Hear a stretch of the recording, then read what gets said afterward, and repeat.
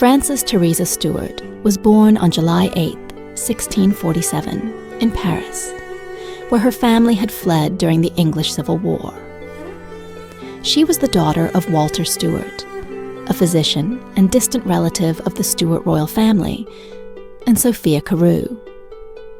Her early years in France exposed her to the sophistication of the French court, which likely shaped her poise and charm. Qualities that would later captivate the English aristocracy.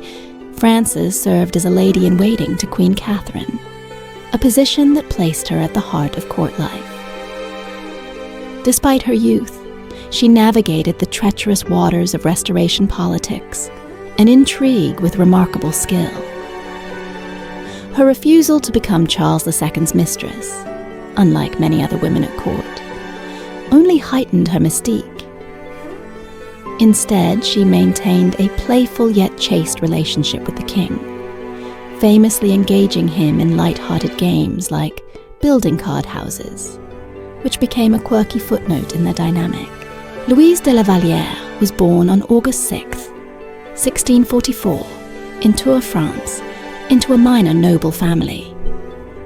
Her father, Laurent de la Baume le Blanc, was a military officer, and her mother, Marguerite d'Alençon, raised her in relative modesty after her father's early death.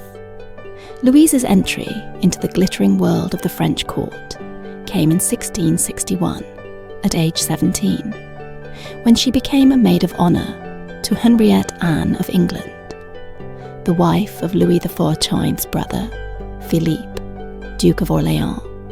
This position brought her into close proximity with the young Louis XIV, who was then in his early 20s and already establishing his reputation as the dazzling Sun King. Louise's charm lay not in ostentatious beauty, but in her gentle demeanor, sincerity, and a slight limp from a childhood injury that gave her a unique vulnerability. Unlike the more flamboyant courtiers, she captivated Louis with her quiet grace. By 1661, their relationship had blossomed into a passionate affair, making her the king's first official mistress. This was a significant role in a court where the king's favor dictated power and prestige.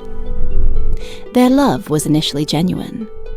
Louis, still early in his reign, was less hardened by politics and more open to romantic devotion.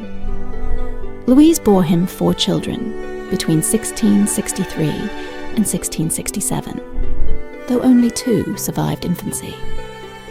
Marie-Anne de Bourbon, 1666 to 1739, and Louis de Bourbon, Count of Vermandois, 1667 to 1683. These children were legitimized, a rare honor that underscored her importance to the king. Françoise Athénaïs de Rochechouart, Marquise de Montespan, 1640-1707, was one of the most famous and influential mistresses of King Louis XIV of France. Known for her beauty, wit, and ambitious nature, she played a pivotal role at the French court during the 17th century, influencing not just the king, but the politics of the court. Her relationship with Louis XIV, as well as her eventual fall from grace, made her one of the most intriguing figures of the period. Françoise Athénaïs was born on October 5, 1640, at the Château de Lussac-le-Château, into the prestigious Rochechouart de Mortemart family, one of France's oldest noble lines. Known simply as Athénaïs, she was raised with a keen awareness of her status, educated in literature, and blessed with a sharp wit that set her apart. Her beauty was legendary: golden hair, piercing blue eyes, and a voluptuous figure, earning her the nickname the real Queen of Versailles during her prime. She married Louis-Henri de Pardaillan, Marquis de Montespan, in 1663, bearing him 2 children, but her ambitions stretched far beyond domestic life. Yolande de Polastron, Duchess of Polignac, 1749 to 1793, was a French aristocrat who became one of the closest friends and confidants of Marie Antoinette, the Queen of France. She is most famously known for her strong bond with the Queen, as well as her involvement in the political and social intrigues of the French court during the late 18th century. Her life, marked by both privilege and tragedy, offers a glimpse into the turbulent final years of the Ancien Régime.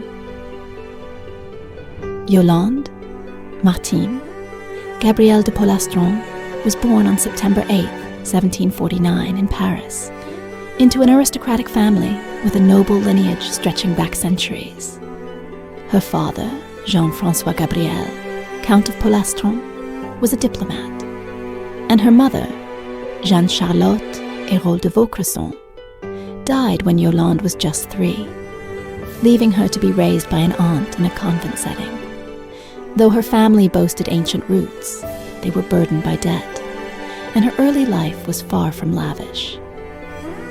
At 16, she was betrothed to Jules de Polignac, a fellow noble from a similarly cash-strapped clan, and they married in 1767, shortly before her 18th birthday.